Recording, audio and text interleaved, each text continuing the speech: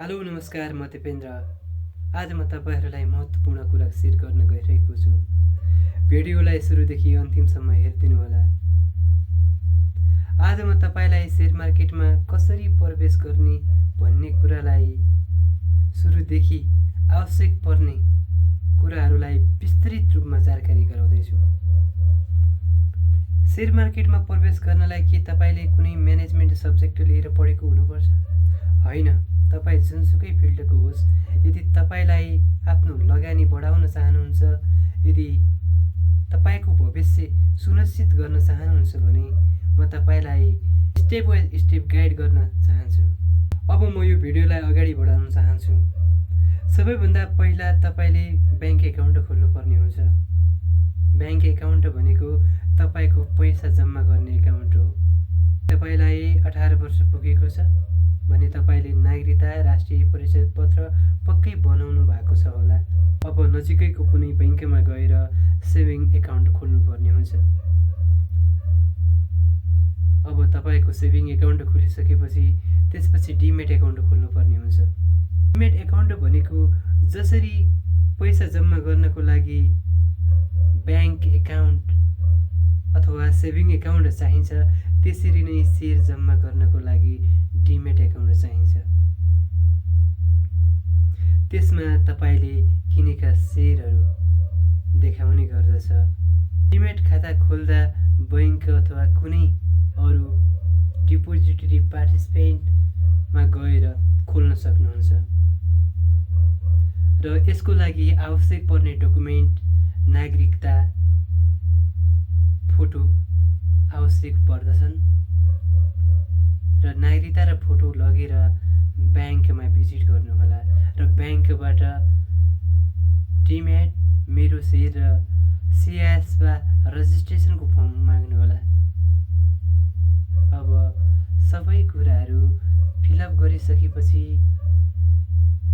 तपाईँले 200 चाहिँ यसको चार्जको लागि फर्म भर्नुपर्ने हुन्छ।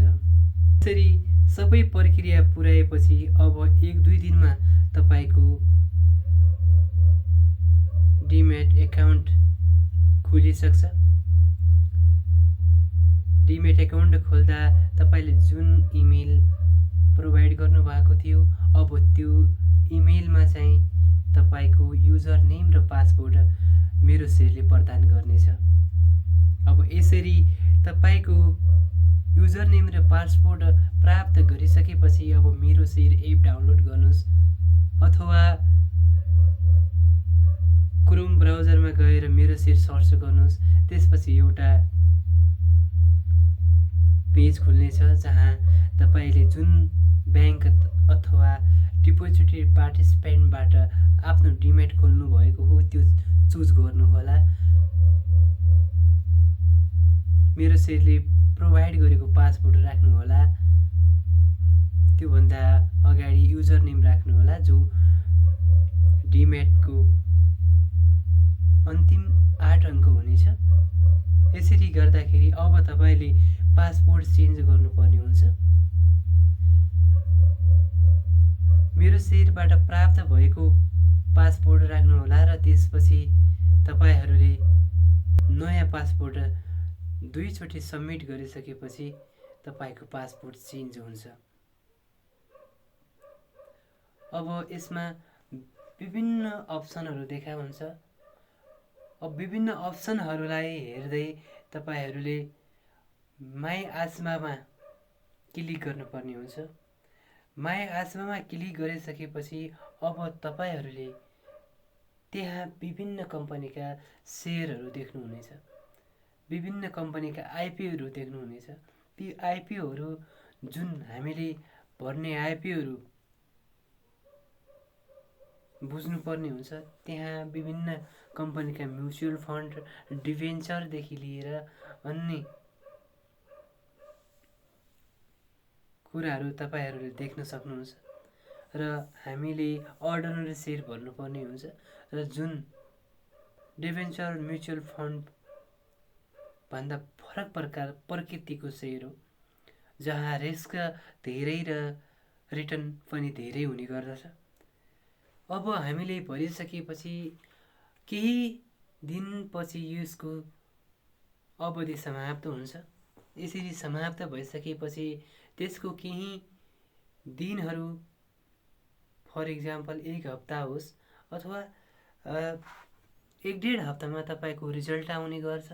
त्यहाँबाट अलटमेन्ट भइसकेपछि, रिजल्ट भइसकेपछि सम्बन्धित जसले सेयर पाउनु भएको छ उसको खातामा चाहिँ त्यो सेयर जम्मा हुन्छ।